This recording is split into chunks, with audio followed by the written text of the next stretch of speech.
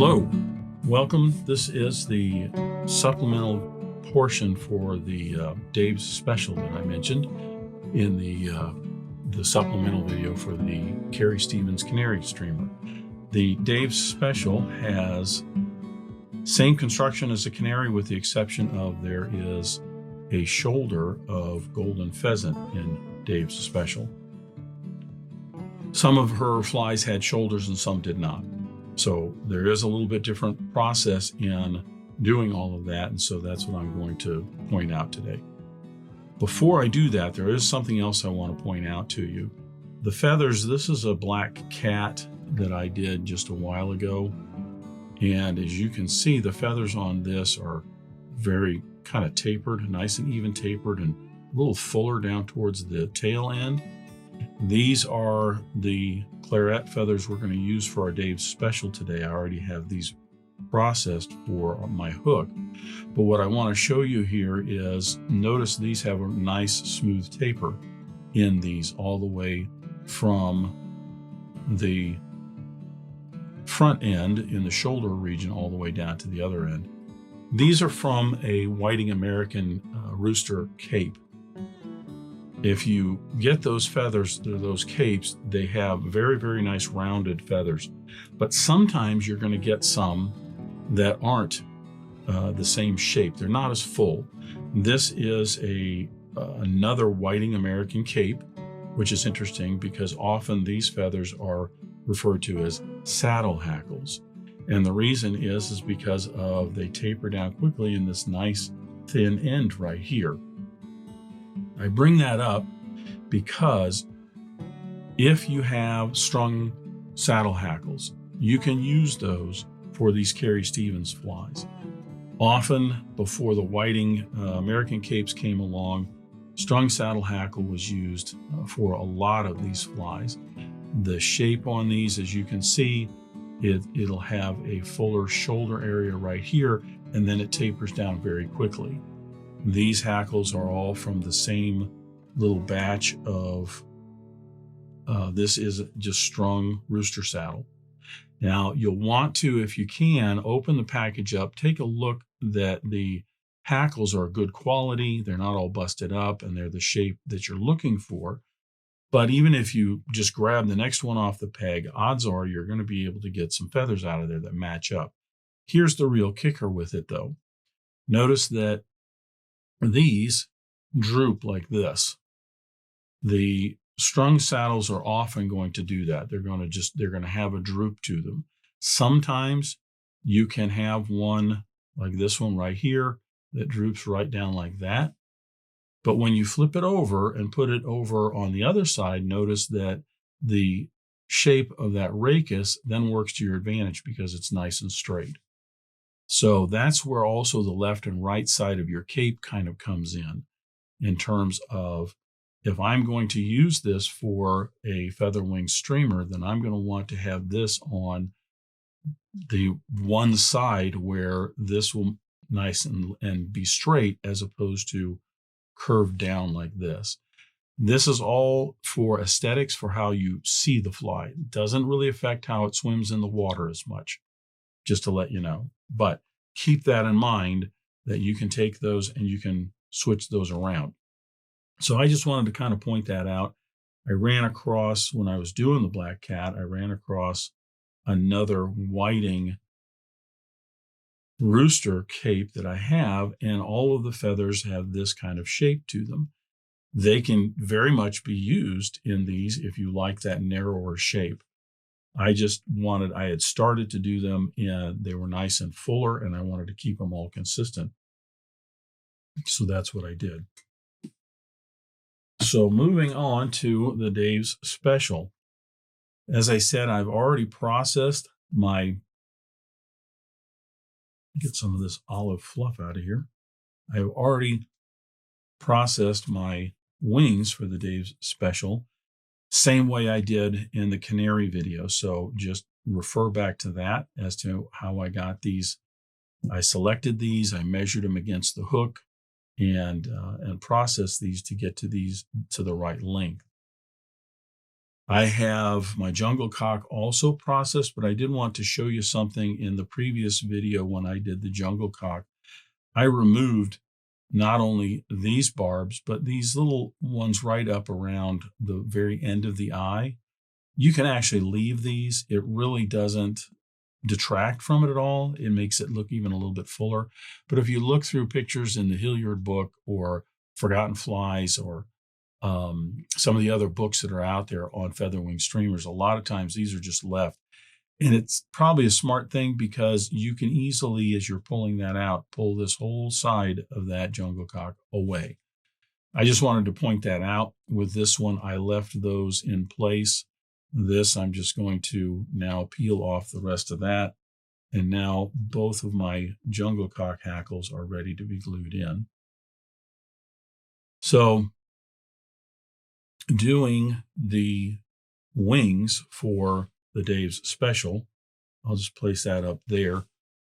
The first thing I'm going to do, as I have these all processed, is I'm going to glue these two together. So I'll get my rubber cement, and this is very much just like it was done with the Canary. I have another camera on here, and hopefully I'm going to be getting a better angle for you so that I can zoom in on this and you can see very clearly where I put the glue. As I mentioned before, you can put your jungle cock up here, and I'm going to tie this in pretty much right at the end of this black band. You could go between the white and the black here if you wanted a little bit longer. But what that means is that this area right here on that feather, I can put just a little bit more rubber cement if I want to, because that will cover it up. As well, I can put a little bit more because I have a shoulder that's going to go on this.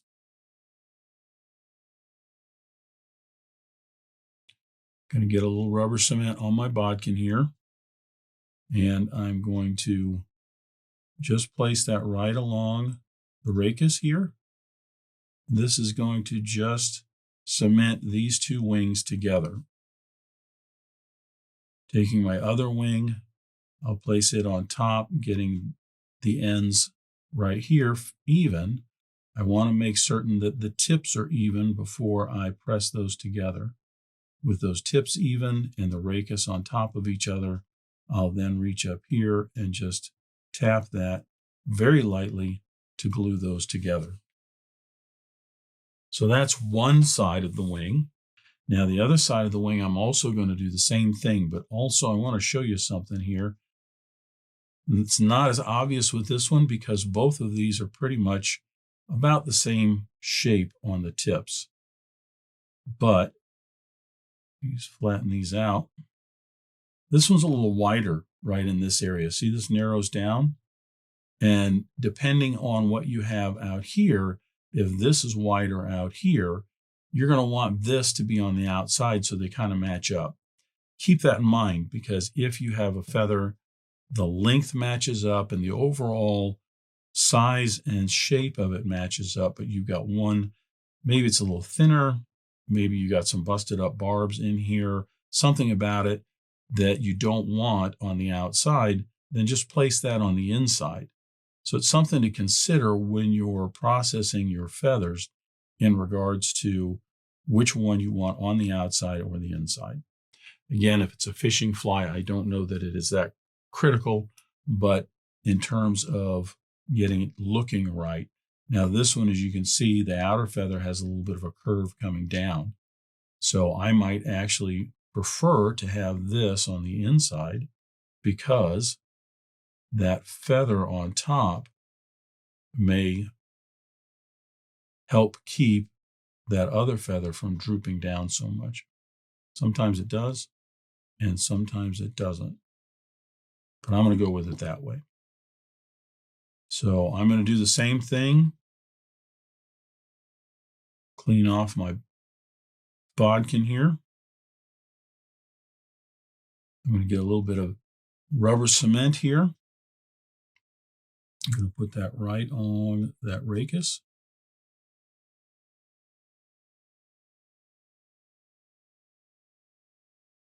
Just a little bit right in there. And then probably had a little too much there. I get the ends matched up. I get the tips here matched up, and the racuses are on top of each other. Then I just give this just a gentle tap. You can see it kind of squeezes that rubber cement in the barbs and along that racus. And then I can just set that to dry. Now in the Canary, because there was no shoulder, then once those were dried, I would put the jungle cock on them. However, this has a shoulder of golden pheasant. Now, whether it's golden pheasant, whether it is some other hackle, a mallard flanks, that sort of thing, each feather is going to have its little nuances in terms of selecting a feather and processing it. One of the things I want to show you for the golden pheasant is how to go about processing these before I just glue these in. Now, you can get your golden pheasant crest, and you might think, well, I'll just grab a large feather like this that's going to be much wider than my shoulder, and then I'll just peel it back. So if I do that, I'll start here, just peeling a few of these off. And again, measure that, still too wide. So I'm going to peel a few more off.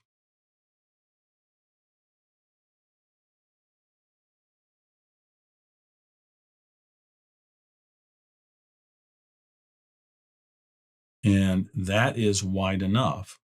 But the problem I have is, look where the base is that gets tied in. I'm going to tie this in right here. Well, that's in all of these barbs. So you might think, okay, I'll just peel off more of these barbs like this so that my tie-in spots will both match up. But now the problem you run into is, sliding around on me here, now my shoulder is too narrow. I'm trying to do this so you can see it. See, now my shoulder, if I get those set so they're tied right there, my shoulder is too narrow. So the thing you have to think about here when you're doing this is not necessarily getting a real wide feather. But what you're looking for is more of a shorter feather. Shorter and wide feather. So I would actually select, say, on this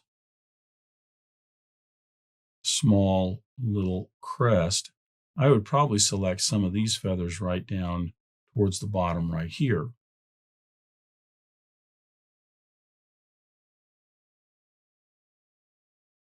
Get a couple of these. You're going to have to play around with it, and you're going to have to, I would recommend that you probably get, if you're going to buy some crests like this for this or other types of wet flies and things, get a couple of them, get 2 or 3 of them. They're not that expensive, but if you get 2 or 3 of them, then you're going to have a wider variety, because on some of these birds, these are real wide, and on some they're narrower. So pick out a couple of these. If our shoulder goes back a little bit further, that's fine, as long as it's almost the same width as the actual hackle. I'm going to do this again so that you can see it. I'll repeat that, if the shoulder goes back a little bit further into the feather, that's fine. Sometimes these shoulders go even about halfway down. If you look on some of these, the shoulders go way down. So that's also an option. Just keep that in mind. I think it's probably more important. I'm going to peel away just some of the light barbs on the sides that are kind of frayed or not fully formed. I think it's more important that you have the shoulder width correct, as in this one right here, than it is to have the actual length correct. So that's one I'm going to use right here. And then this one I'll process and do the same. I'll use it on the other one. Another thing to keep in mind, especially with the golden pheasant is you want both the shoulders to be pretty much the same length down that wing on both sides, because this will show through. So that one and that one, this one's a little bit longer. So I want to peel just a little more off to bring that shoulder closer to the front here, so that when you're tying them together, as you can see here, you can see the other shoulder on the other side. On this one, this particular shoulder on this side is just a little shorter. That black band there is just a little bit further forward than over here. I don't think it really matters. Again, as a fishing fly, for display purposes, you would want that to match up as best you can. So I'm going to take a little bit more off of this. It'll also bring my overall width closer to the other side, like this. This one I can fluff that back out, take this one lone barb out, and now I'm ready to tie these in. I should say glue these in. Now these are going to be affixed the same way as I did the wings. Thing is, Carrie Stevens would process her shoulders, glue the jungle cock to the shoulder, and then glue the shoulder and jungle cock assembly to the wing. You can do that if you want, but keep in mind, if I'm doing 6 of these flies, I'm going to have 12 pairs like this all laid out, possibly a left and a right. I'm going to go and glue all those together. I'm going to have 12 jungle cocks all prepared and ready to glue in. I have to then get 12 shoulders, one for each set of the wings, and I have to process them, and I'm going to have to match up the shoulder with the particular wing. So I'm going to set that aside wherever my wings are and match these up, because this one may not go with another set of feathers I've already glued up. Another set's a little wider, it's a little narrower, whatever. So that is one thing you'll have to do. Then you're going to go glue your jungle cock to each one of them, keeping them matched up, and then glue those together. That's a process you can do, certainly, if you want to. I prefer, and I may, again, be proven her way is more efficient or better, or another way, I don't know. But I prefer to put the shoulders on next and then put the jungle cock on last. So I'm going to get a little bit more glue right up here. And I can go just a tad wider right up there so that I can put this shoulder on. And I want to get that kind of matched up there. If that shoulder, if I have a few barbs, as you can see right here, that the point where all of this comes together on the rachis doesn't match that up, that's fine. I'm more concerned about having the width of that shoulder be the correct width for the wing.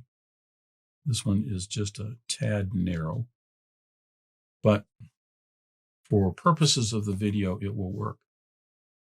This one, I'll now do the same thing.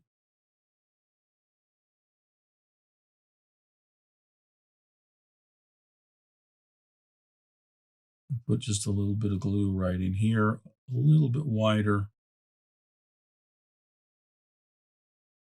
I want to make certain I get it right on that rachis too, so that that is nice and they glue together real nice right there.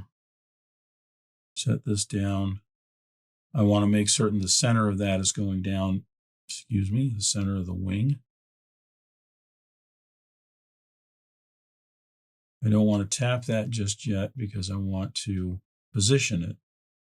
And I'm going to have to position it out a little bit to match up that other wing.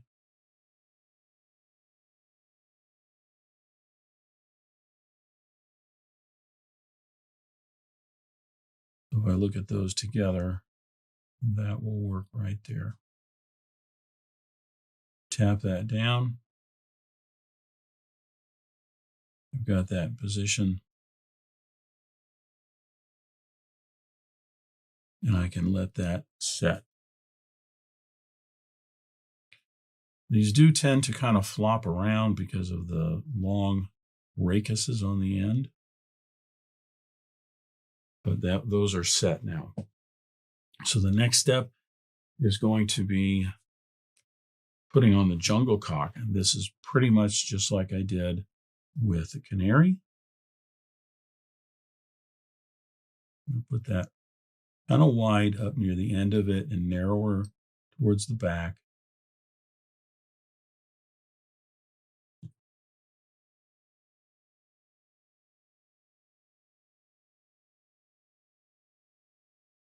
Slide that right into place there. Make certain it's going right along those racuses. Raci, is that right? And then a gentle tap to get that glued into place. Same with the other one. And that will be the assembly of my wings for the Dave's Special. So these two wings right here will actually be used in the video, the resulting video. Understand also that when you're tying these, especially if you're learning how to tie these, you are going to have some of these that come together very well and some that are much more difficult. Some feathers work very, very well and they cooperate, and some just don't seem to want to. Get your jungle cock right in line there, just a gentle tap, and that's squeezed, that is cemented in, I should say. So just because your wings, the shoulders on these or the jungle cock is a little off or something like that, keep in mind that doesn't mean that you can't use that as a nice fishing fly. All of these are pretty decent in terms of fishing. It just depends if you're wanting to frame them, if you're wanting to showcase a fly or something like that. Then you spend a little bit more time and a little more detail. This one, as you can see, and all the handling of assembling this fly and everything, all those barbs on the shoulder kind of separated. So it looks a little bit ragged.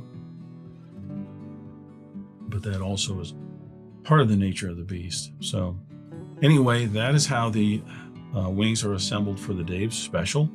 I did get one just a little wider than the other, and sometimes you can come back in and peel some of those out before you tie that in, which I may try to do, just to try and get those matched up a little bit more. That is the supplement for tying the Dave's Special with getting that shoulder of golden pheasant in. I hope you enjoyed that, and just remember, it is fly tying. If you're not having fun, you're doing it wrong.